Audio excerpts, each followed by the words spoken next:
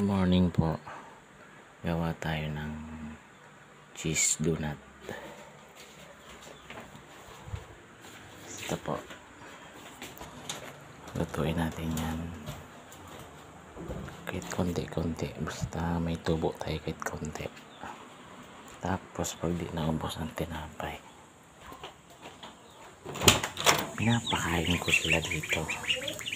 Kumakain sila ng tinapay. Doon!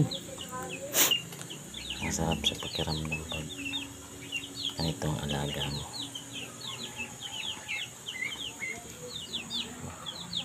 Kulit nila. Ito. Meron pa akong mingming. Yan. Hello. Meron pa isa. Hello. Kain ka? Kumaya na.